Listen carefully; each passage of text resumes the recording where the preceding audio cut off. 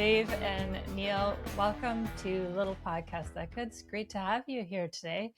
Thank you. Great, experienced legends in the musical industry. Can you tell us a bit about how you guys got together for this new project, B.O.S, and maybe a little bit about what that acronym means and the name behind your band? Neil? So I had produced the first record about 30 years ago, I think. We had a little time in between, but I knew Dave I was running Steve Vai's studio for a long time, and Dave had come through and played on a Canadian band called Brand Van 2000. That's when I met Dave, and he's quite a keyboard player, and he has been with so many projects. I'll let him tell you about that. But we met and hit it off right away. And so when B.O.S was looking for a keyboard player, I put Dave up for the gig. We'd stayed friends all this time. So that had to be in the 90s, so or maybe early 2000. Anyways, B.O.S stands for Big on Sound. Originally, they were a Bridge of Sighs tribute band to Robin Trower. So they were called Bridge of Sighs, and I go, okay, you can't do that anymore. Let's just change it to B.O.S, and then we made it stand for Big on Sound. The band was recorded live in a big studio, unlike bands now, recorded like we used to, and it was massively loud in the room, and we just had a few gobos to separate the sound. It was very interesting. So the new record is like hearing them live. It's really interesting. And Dave? Hello. So thank you, Neil, for that hookup. I actually met Neil through a guy named Mike Sanders, who's one of my best friend guitar players. So that was a good thing. But yeah, I've just been, I think I was in this band since last April, I believe. So that's about the time I've been in. And it's been cool so far. Tom's a great guy. And I hooked up my friend Adi to sing lead vocals, who happens to be my next door neighbor, which is wild. So yeah, it was a good thing. And so how do you decide on who sings with the project then? Was there a bunch of names tossed around, or was it like we knew specifically who it was going to be? We had a singer, and she had another thing come up that she wanted to do. I think she was singing with Jefferson Starship. Oh, no way. And so, it was a little project that we lost to. It's okay. I get it. So yeah, fair enough. And we were asking around, and Dave gave us two names. And I heard neither one. They loved Adi. They never even went to the second one. They loved her so much that they just accepted her. And then I was told, oh, here's the singer you're going to record. I said, oh, okay. Usually producers have a say in it, but I trust Dave and I trusted Tom. So here we go. There we have it. Yeah. So for anyone who's just discovering B.O.S today, tell us a little bit about, what's your sound? What can we expect when we tune in to hear you? I think we tried to fashion it after a time period more than a band sound, and the time period would be 70s. So Hammond organ and Wurlitzer piano, real keyboards, not fake keyboards. Orange amps, which are period specific, 70s. That's the band Free. That's Pre-Bad Company. They used orange amps. And even Led Zeppelin had some orange amps in their day. The bass player, we got him because he didn't own. It's an SG bass. It's called an EB3. It's what the bass player in Cream played. So also time specific. And a little bass amp about this big. It's got one speaker called a Ampeg B15 for that sound. The drums, we rented they call them a John Bonham kit now. It's a big 26-inch kick drum and the one tom up and two down. So it was basically that. Cream had that except double kick drum. Uriah Heep had that same kind of drum set. It's very specific 70s. And so we were really going for that sound. When Adi came in to sing, I said, you have to be a little more Janis Joplin, be a little more rougher. And she just did it like it was butter. It was amazing. So if you're into, there's a 12-minute song we have that I think 8 minutes of it is jam. Nice. Yeah. I don't mind that at all. That's okay with me. Yeah. Because I'm so used As to a playing player, it's like, like, yeah, that's where we need to go, boys. Let's go. Yeah, yeah, yeah. And That's it's cool. funny. Dave's playing, and he looks up like to Tom to say like, "Okay, are we done?" Tom's going, yeah, right, exactly. he just keeps going and keeps going. In fact, one solo is Wurlitzer and then Hammond Yeah. solos both. It's really really great. Yeah, and big guitar solos and a lot of vocal vamps and like I said, very 70s. Yeah. And I wonder what it is about that era, specifically the 70s. Like we're talking 50, almost 60 years ago, but yet there's still people are drawn to that music.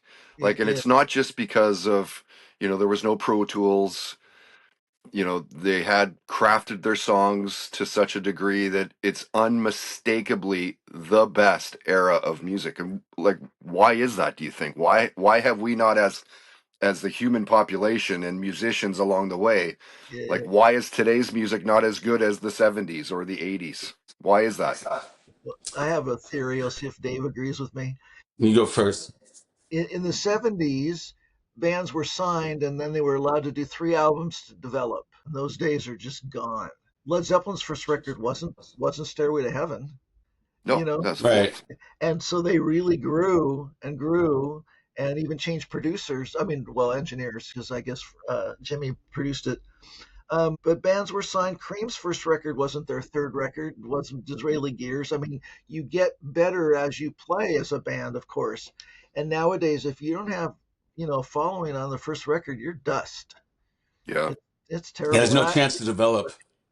yeah, And yeah, that's what I think. they walked Right. into the studio ready to record, and everything was crafted at the rehearsal, before they got into the studio. And it was, I love the 70s personally too. I mean, I've been caught touring with a lot of 80s bands just by design, but like that's not where I come from. yeah, I Right. was listening to Right. Yes and Billy Cobham and all kinds of stuff, Genesis, and then with obviously Zeppelin and everything. But I was playing like he's talking about keyboards being more organic in this band, which I really dig because I'm a funk soul guy at heart, so I love clav and Rhodes and B3 and all that stuff. Even though when I play with Berlin, I'm just doing more sort of synthesizer stuff. So I kind of like it all, but I really do enjoy that part of this band that it's organic and raw and 70s. That's what Right. I'm yeah, attracted to, And Do Let's you play think when he it B3.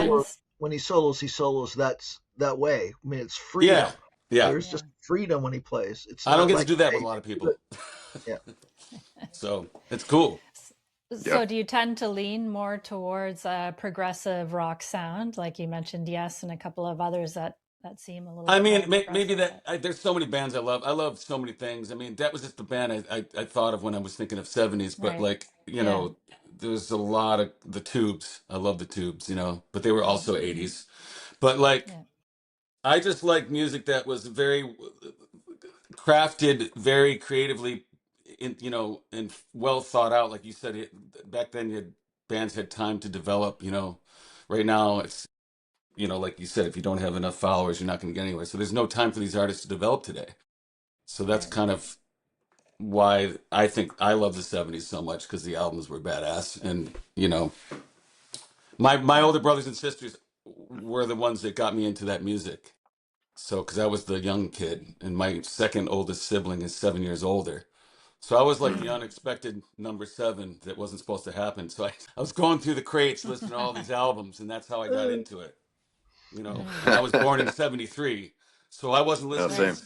same. I was listening to the '70s and the '80s. That's basically what I Right. was doing. Mm. Yeah. I have a famous cousin. He was in a band called Heart, and then he was in Bad Company till they stopped playing. Howard Leese, and I was playing saxophone. That was my first instrument as a kid. And my cousin, when I was 13, he said, "Do you ever want to get laid? Then you better start playing guitar." So I started playing guitar at 13, and at 14, knew some chords and could kind of play around. And he said to me, "I want you to get this album, John Mayall and the Blues Breakers featuring Eric Clapton, and learn Mm. every solo, and then you'll be a guitar player." And that's what I did, and that's sort of Nice. where it started for me. That was a 70s thing, and it's an unbelievably great record to hear Eric Clapton play so just clean and sweet and beautiful and not crazy stuff. And um, There's a vibrato that those guitar players had. There's a style that keyboard players played. They played to progressions. They didn't just play on one chord, which is kind of Right. nowadays where there's no melody because it's just one chord, do do do do do do do, and there's nothing to do. So I think that's also part of the music that Tom wrote is super melodic oriented. Hmm. I Mhm. want to touch on brother or sister siblings bands because you bring up Heart and your cousin was playing in Heart. Are they the best siblings band? Do you think over time? Probably the most famous. Nancy's kind of an underrated guitar player. I mean, people think of Yeah. her as she was the other guitar player, Right. but she is very talented. And Anne, there's never really been a singer as strong. I mean, over the years, I must have seen, I don't know, 400 shows. I mean, Yeah, she's whatever. my favorite female rock singer for all time. Yeah, Sam. And maybe the only other one would be the Black Crows that I can think of. It's Yeah. brothers. Mm. Back's pretty big. Oh, Nickelback's pretty big Yeah. too. Yeah, but Yeah, they but have been there's a together. few over the years. Like Kings of Leon's another band that kind of comes to Oh, mind. I didn't know they were Oh, related. AC/DC. That's right. That's Oh right. That's wait, probably They the let's are. not biggest. forget them. That's So Damn. there's been some Wait, there's a over the years, lot. but Heart's like one of those bands, like you say, they're just so undeniable that. yeah. It's crazy, right? Mm. So Yeah. yeah, and usually siblings don't get along. Oh, Almond Brothers. Well, I think the Hart Yeah. sisters, the Wilson sisters, weren't they kind of scrapping a little bit there? Maybe about 10 years back. Yeah, I yeah. think they were. Like they didn't want to tour together. That's something. Well, I think Anne was done, and I think Nancy wasn't. And I'm not really up on them anymore. I know Anne's got a couple kids. I don't know if Nancy does or not. And so if you have kids and they start getting to that age where you kind of want to be around as they're growing up, you don't want to leave them so much. I know that Anne's taking them on the road now. So, when Vi was touring, he took his boys on the road. I mean, it's, you don't want to be away from your kids. You don't have them Yeah. to ignore them. Right. Yeah, man, that's got to be one of the hardest things about being in a band. It's got to be the touring. Hey? Yeah, yeah. It's fun when you're on the bus, but when you get home, you realize life passed you by. It's kind of Right. all this stuff happened. Your best Yeah. friend got married. Yeah. You know, Yeah. kind of funny. Speaking of powerhouse voices, I want to make sure I'm getting her name right. Is it Adi? Yes. Yeah. Yes. She has an incredible voice. I mean, Tom sent me a few videos listening to her just belt it out. Um, I know you mentioned a little bit about how you connected with her, but what sealed the deal in terms of choosing her as the vocalist for the band? I think that Tom did a rehearsal with her, and I think the whole band looked at each other and just went, "Okay, like we're done." I think she sang 2 songs. You Hmm. know, um, and I guess if she had failed in the studio, maybe she wouldn't have wound up to be the singer. Right. There's a thing called red light fever if you've never been a recording artist, and it's the people sing perfectly, and then you go, okay, let's record one, and you hit the record button, all of a sudden, ah! That So, happened to me a few times. I got better since then. and and she actually got better when we were recording. Nice. So, Nice. Oh wow. yeah, She I sounds think it was a amazing. pretty easy decision. Mm-hmm. Um, I've been, like Dave, we've been in so many bands, and I was a guitar player from birth, and then turned into an engineer producer later. And as a guitar player, you're sort of held a prisoner by singers. I mean, they show up, you play; they don't show up, you don't. They don't help pay for rehearsals. They never help lift Right. gear. I mean, it's really a kind of a fun relationship, haha. And so it was nice to meet a D who's grounded and ridiculously wonderful and Yeah. warm and human and not a diva. And oh my gosh, if you sing that well and you're not a diva, there's usually something wrong. So, but there's no problem here, so it's pretty Just good. just give her some time, guys. Give her Yeah, some yeah, time. yeah. Yeah. Really. What was your first concert? Each guy, Neil and Dave. I'm That we curious. that we went to. Yeah, that you went to. Dave, you go. Mine was Def Leppard Hysteria. No Believe Oh, it or way. not. nice. Wow. That That's was a So good Okay, one. and exciting. yeah, it the was reason I'm curious about Dave specifically is because I uh was also born in '73. okay, yeah. So like okay. Really, I wanted to see Devo when I was in sixth grade. Sixth grade. Okay, right. But they came out with a song called Pink Pussycat. My mom's like, "You're not going to that concert." So I'm like, "Oh, Jesus Christ." I was such a Devo fan. I had the hats and everything. I have a No Nice. way. tattoo. I've got a tattoo, man. Hold on a second. No This, way, Wow. really. That's you great. know, that's Devo. Okay, In nice. case they're Wow. watching. Anyways, that was the band that got me to want to kind of pick up a synthesizer, and I was really sort of a nerdy guy in sixth grade, you know. And like I Yeah, said, I like all these Who other bands wasn't? too, and I like a lot of music. But basically, I couldn't go see Devo, so I was pissed.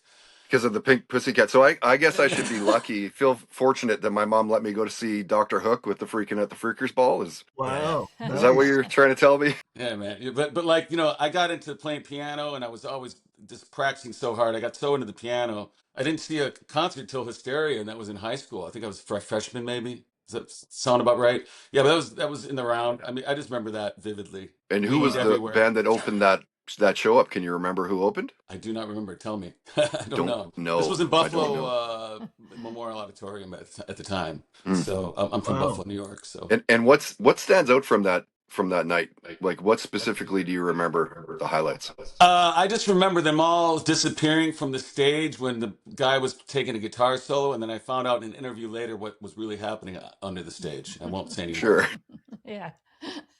I found out later in life, like 10 years Yes. later, and I was like, oh wait, I think I remember that part. They all went downstairs. What was That's going on funny. down there? Okay, whatever. Yeah. We'll leave Where that did they Is alone. go? this That's weird. Does it have anything to do with what Neil was telling us? The reason is he became a guitarist? Maybe. But Okay. actually, it was everybody else but the Possibly. guitar player.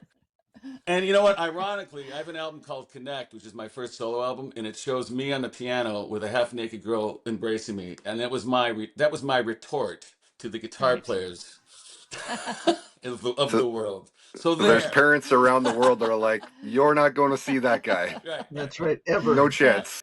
Yeah. Ever. So I'm okay with And it. how about you, Neil? What was your first show that you So, went to? so I have an older sister, and she took me to concerts because she had to babysit me. So I got to go to see a lot of different things. And my Nice. first concert was a four band concert at the Shrine Auditorium downtown LA. I think they were called Soft Machine, something like that. Was the opener band? It was Alan Holdsworth's Alan first band. Holdsworth, yeah, And then the legend. next band was a band called Blue Cheer, and then this left-handed guitar player named Jimi Hendrix, and then Yeah. the top band was Michael Bloomfield. What were they called? Oh my gosh, my Who's brain. that? Um, Living is easy, baby. What are they called? Oh my God, my brain. Tip of But my anyway, tongue. I can't remember either. yeah, they're I know what you're talking huge. about. Yeah, they were the headliner. So that was my first concert. I Nice. remember Hendrix made a joke. He said I was so young, and he said his G string was sharp on his guitar. He goes, "Oh, my G string's sharp. You know how much it can hurt when your G string is sharp." I went right over my head. Yeah, I had no idea. And years later, I went, "Oh, I got it. that's what he meant." Exactly. Funny. Anyway, so that was my first concert. My sister Okay. took me to everything. I mean, I saw the Doors. I saw Led Zeppelin at the Whiskey. I Nice. saw What? um, Captain Beefheart. I saw Zappa. I saw everybody. Awesome. Wow. Thank God for And so, sisters. how much would you Yeah. say each of you that this like I know that you have a 70s sound, you say. So how much do you draw from that nostalgia from your younger years and put it into your songwriting? And how does it affect things moving forward? Yeah, a ton, a, Yeah, a everything. ton, a Yeah, it ton. all comes in there. Yeah. Mm.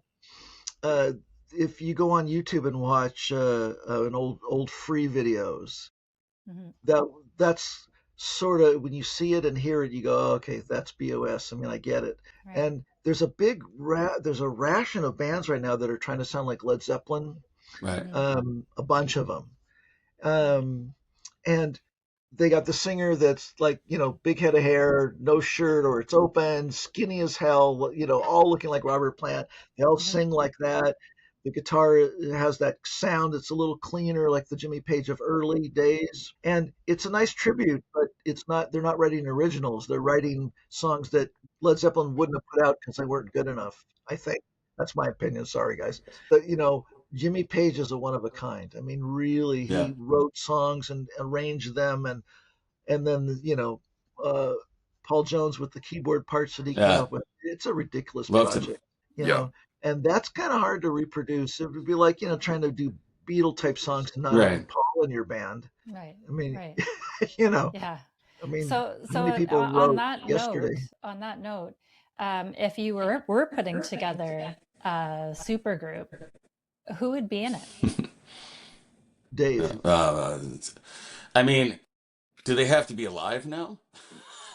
No, no, Supergroup. anyone. Yeah, Wow. Well, you get Peter Gabriel in there. yeah. Mm. Yeah, yeah, yeah, yeah. You know, j- like, man, that's really hard to question. Prairie Prince on It's so drums. hard, right? Yeah. Get you know, yeah, Joe Zawinul on keyboards would be great. You know, it would be a weird band though. It wouldn't sound right. It would just be all these different people playing different stuff. Yeah, That's a hard question to ask to Yeah. answer. yeah, But yeah. I like so. I mean, I think your earlier question about where does music come from? Like my dad was a conductor, and I think that had a lot to do with it All right. personally because he kind of threw me in the pit when I was like 7, and just hearing them Wow. tune up was wild for me. Just hearing all the people playing different notes at the same time was kind of crazy madness. But I think that like going through all those albums and of my brothers and sisters was a big influence. I think that's just everybody. You just whatever you're given gets into your subconscious somehow, And I think that's helped me as a player because if I was just like, I know I got a lot of guys who are like classical guys and that's all they do, or they're jazz guys and that's all they do. I'm more of like a Hmm. little bit of everything, and I kind of like that because I like a lot of different music, and I never wanted to be in one category. So that's Great. like what I'm most proud of, I guess, in a way. Hmm. So Hmm. It I'm is going a to Uh, work on that culture. super group idea, though, and I'll get back to you Okay, in a Yeah. couple fair weeks. enough. um, yeah, It's such a I'll hard send you an question to email. answer. well, one of my favorite singers was Ronnie James Dio, so he would have to be in the band. Yes. Yeah, yeah. He was my dear friend was his keyboard player, Clutch Nell, and so I was around Dio quite a Another bit. Buffalo guy. And Great. Dio was a really different guy. He really was just normal, And I was in a band with Glenn Hughes for a while. He was kind of the other singer, so it'd have to have one of those two guys in it, and you'd have to have Jimmy Page because you need the songwriting. I mean, there's nobody that writes songs like him. Nice. Bass player would have to be Pino Palladino. He's Oh probably one of yeah. my Okay. favorite bass Put him in players there. of all time. He Agreed. played with Paul Young. That's probably the most visible, but he's in the Who, so I mean that's kind of big time. Yeah. And I think that I mean I love John Bonham, but I'm almost a little more funk like Dave is. I kind of like. I mean I grew up on funky stuff, so maybe Dennis Chambers, maybe, Nice. and Nice. Yeah. There you go. That's a and good that call. and that Yeah. would be probably my band. I think you nailed it, man. I'm like thinking about that right now. Dennis and Pino. That would be amazing. Yeah, right. Nice. Yeah. Right? So, so Yeah. yeah, I was lucky enough. I was in a band called Bang Tower, and we had Percy Jones from Brand X in our band. And Percy's a ridiculously great bass player, and so being in a band with him, and then Robbie Pag, who's another bass player like that, I'm best friends with. So being around guys like that, it's just so different than don't just Right. and that's kind of the '80s rock bass part. Quarter notes and then eighth notes. That was the big Dokken and everybody, Quiet Riot. I mean, all those kind of things. So it was very interesting to be around guys that could play like melodies on their bass while holding down the pocket. Yeah. So I think I go from the ground up. Drums and bass are more important to me than other things. Hmm. Fair enough. As a drummer, I like that. I like that that's how you would build something. Yeah, yeah, yeah, yeah. I mean, I don't know why drummers never they get exchanged because they usually aren't involved in songwriting, so they don't make enough money to survive. Everybody's rich, and didn't they read Kiss played a concert again to give the drummer some dough because he was starving when they did A a couple they did meal a big tickets and there. yeah. Thanks for playing. I mean, I think they made 18 million a piece, and they gave him one. I think Damn. but he had gone Wow. through his money. I mean, it's so Yeah. yeah. And it's funny because they should be actually paying like the doctor bills from the drummer carrying the band on his back. That's right. That's right. Yeah, Damn. drummers and bass players are way more important than people give credit to. They're always looking at the singer and guitar player. It's Yeah. crazy. I mean, if you have a bad drummer, you have a bad band. Oh yeah. Oh my gosh. It's just the way it is. Well, the old joke about how can you tell when a drummer's knocking on your front door? Because the knocks speed up and slow down and speed up and slow down. Yeah. Hey-oh. Oh So, boy, because Neil, Rum I'm tum. curious. funny. I want to touch a little bit just on the production and engineering side of things. Like you've been doing it for a long time. Has your style changed, or is it just more evolved over the years as a guitar player or as an engineer, as an engineer? yeah. So I was fortunate.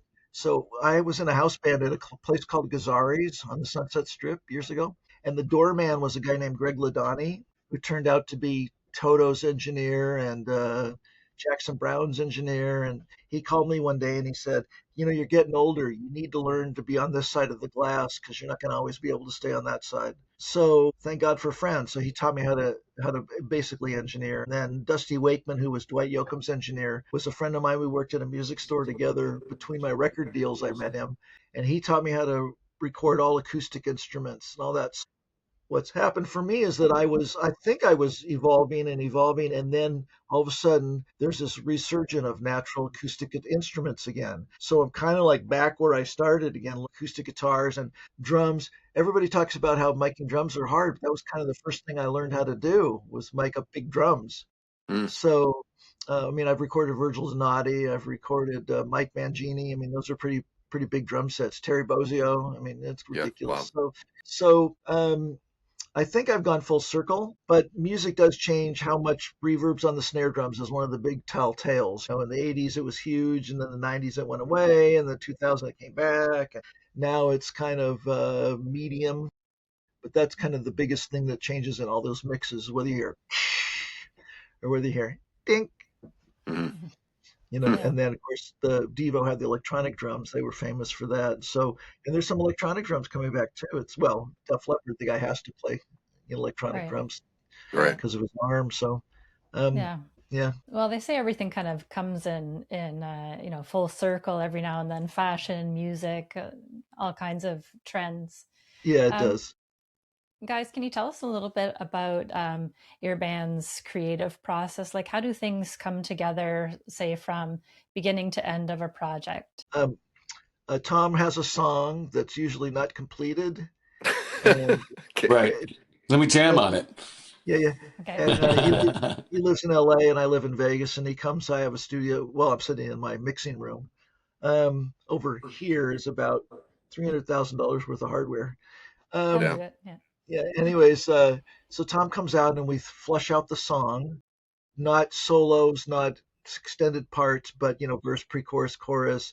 Uh, how do we change this? What goes on? So sometimes I write a bridge for him because he doesn't have that, or I redefine the chorus. There's one song that I did write for the band that wasn't with Tom, but everything else was written by Tom.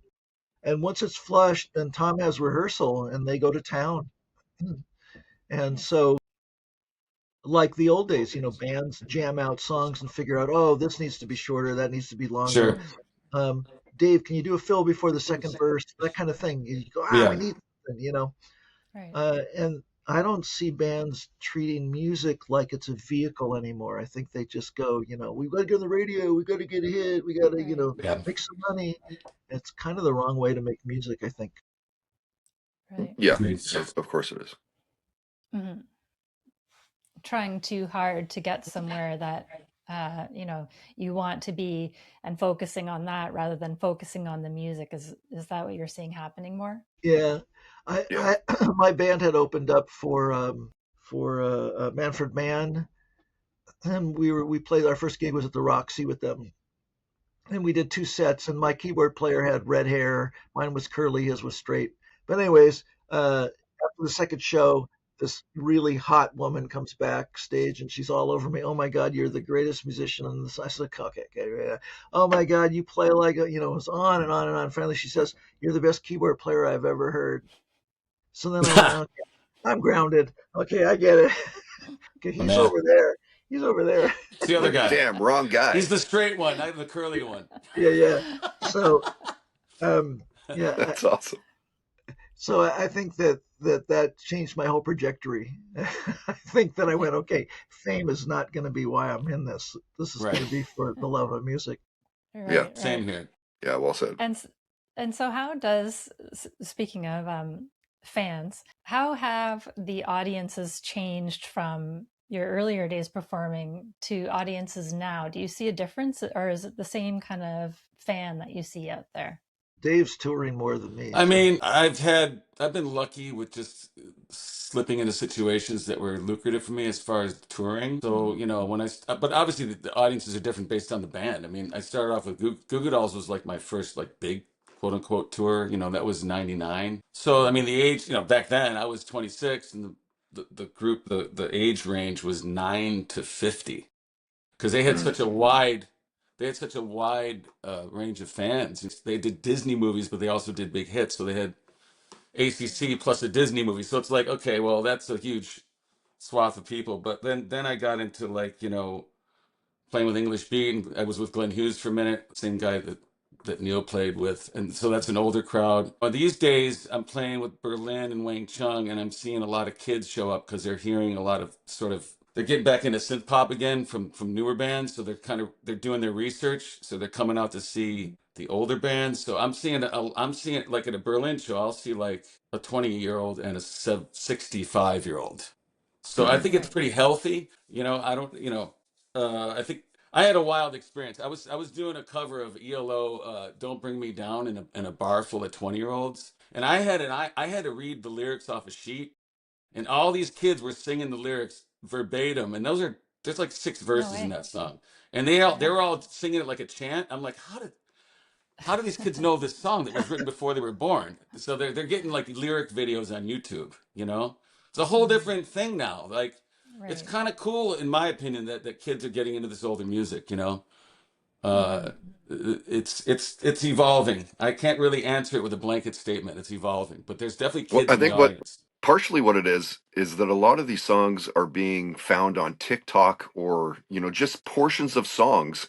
But it's like Yeah. they start to dig into that and they go, oh, cool. If that was cool, maybe they've got other cool things. And I think that's partially what it is too. I mean, yeah. I would play like, I mean, in a cover band, play a Lizzo song, like Lizzo, like whatever that About Damn Time. It, yeah. Right. Average Yeah. medium response, and then I go into like Tiny Dancer and everyone's Uh-huh. woo, Yeah. and then I put on like Mamma Mia by ABBA and they're freaking out. Wah! Like it's Hmm. weird. It's good though. I'm glad. I'm not Yeah. upset about it. And Yeah. to go back, the band was called Electric Flag. Sorry about my brain. It Yeah, finally Okay. came to Yeah. Yeah. the headliner of the This- first concert I went to. the yeah, yeah. synapses finally found Love their it. way. Yeah, finally they finally connected. Coming around here, coming around. Yeah. Man, I'll tell you. Um, the for me the thing that's really interesting about bands is that I think as a kid, my father tried to get me to listen to the music he listened to. And so now, I don't have children, but if I had children, I'd be having them listen to the bands that I had grown up on. And Hmm. so some of those bands are still playing. I mean, Quiet Riot's still out there. So, and the Beatles, well, we have Paul, and Paul tours and Ringo tours. So I Hmm. think that they hear about it and they go and see it. You know, Yeah. Yeah, but bands used to pull co-female male concert goers, and now if it's heavy metal, it's probably three-fourths or more men oh yeah. and a very small amount of women. And if Mm. it's a pop band, it's all girls and a few guys. Right. Um, it's kind of really been a split. On Vi on tour, he does like a breakdown where the drummer's just playing, and he talks about, uh, "Hey girls out there, your boyfriend's told you, hey, we're going to a concert, and you probably thought it was going to be Taylor Swift. Bet you're bummed." Too many notes. Yeah, yeah. So they're Yeah. all aware of it. It's pretty funny, Yeah. but yeah. But I remember the concerts I went to when I was a kid. There were tons of girls and guys both. Hmm. And now Hmm. it's really split. I mean, I'm sure at a Metallica concert, there's not many women. I Yeah. almost had And an the ones offer to that are play there, with. they're the cool ones. So Yeah, yeah, they're They're the cool definitely ones. metal chicks. They're cool. It's ridiculous. Yeah, yeah. I I almost had I almost had an offer to play with Yngwie Malmsteen because his keyboard player was ill or something. It was a long time. It was about 2003. I remember distinctly having this thought. I'm not so sure I want to do that. It's going to be all guys. I don't think I want to Yeah, go. yeah, And sweaty yeah, guys. I don't really want to yeah, Right. go.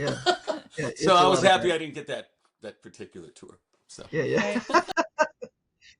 yeah. meant So to be. have you played any shows with Adi yet? No, no shows yet. No shows yet.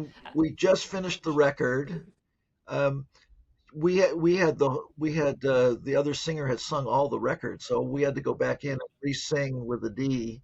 Okay. Um, and they've been rehearsing, but the drummer and bass player play with a guy named Richie Kotzen, and Oh, so these days everybody gets borrowed. It's kind of there's no, Right. it's almost no one band members anymore. I mean, things have really changed. Yeah. So they were on tour recently, so we had some rehearsal missing.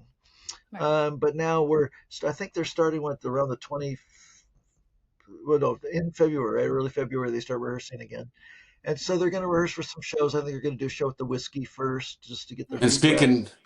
nice. speaking of drums and bass, they're fantastic rhythm section. I love playing with them. So Yeah, really good good on that. guys. Yeah, nice. What So is the yeah, connection like? I'm just curious about with having one female member of a band versus, solely men, for yeah. example. Well, her husband is a guitar player, so I think she's used to being around dudes.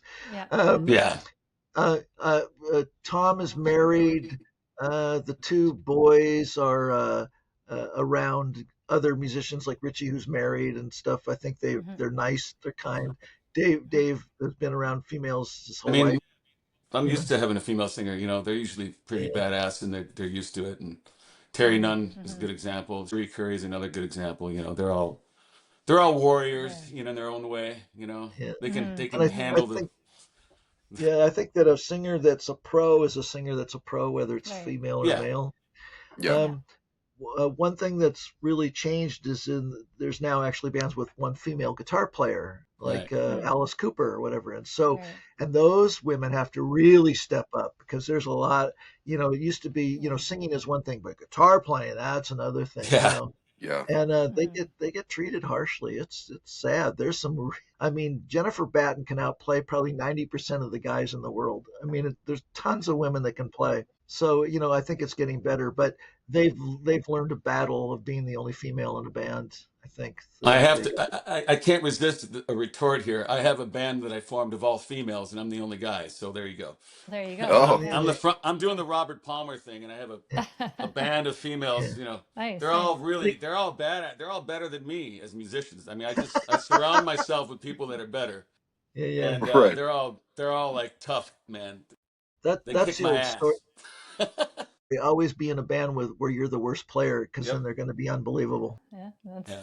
That's a good philosophy to have.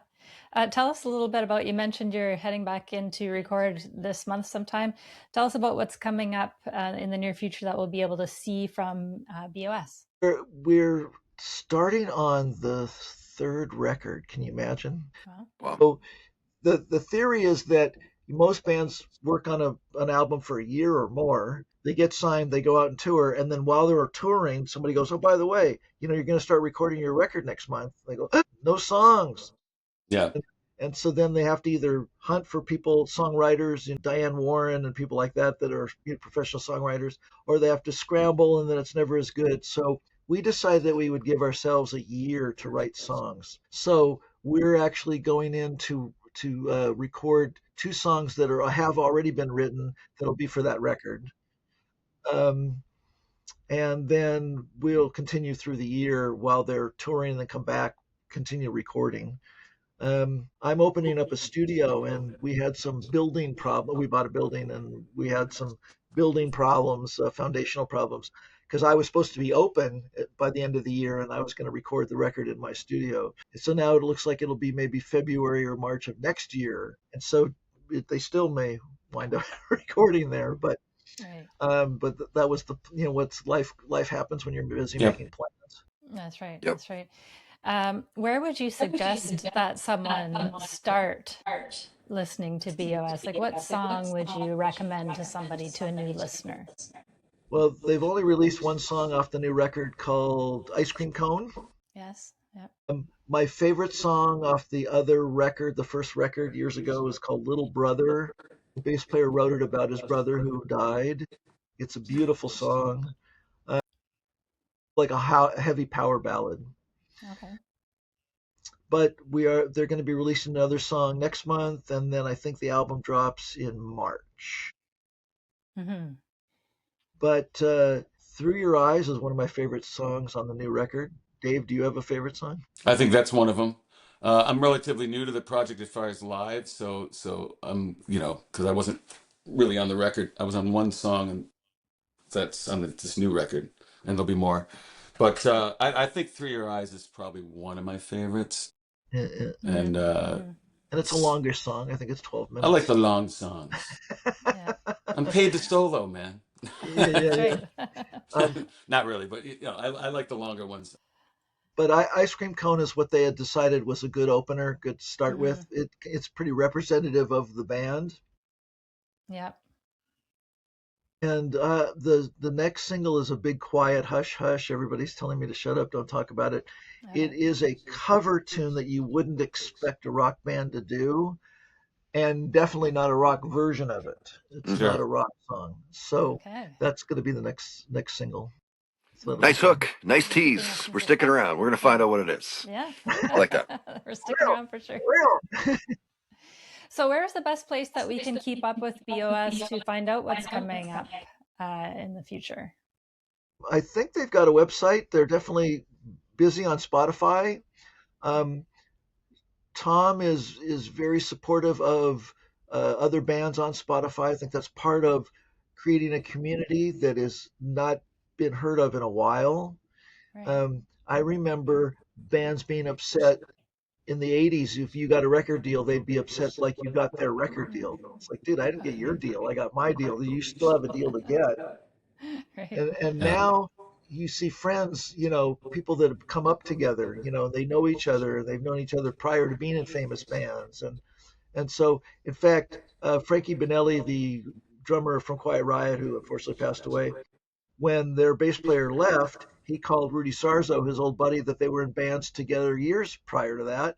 And hey, Rudy, come on, join this band. Rudy wasn't famous then either, and so that's kind of returning. There's a lot of bands now that are doing that and helping and doing co-supporting gigs because it's hard to make money as a band these days. So if you have 3 bands and you book the whiskey and you go in, everybody can make a few bucks, and I think that Tom's trying to do resurgence on that, even though they're an older band, trying to get a community of musicians together and kind of, pull that back stuff. Well, thank you so much for joining us today, Dave and Neil. It was great to chat with you, and we look forward to seeing what you produce next month or so.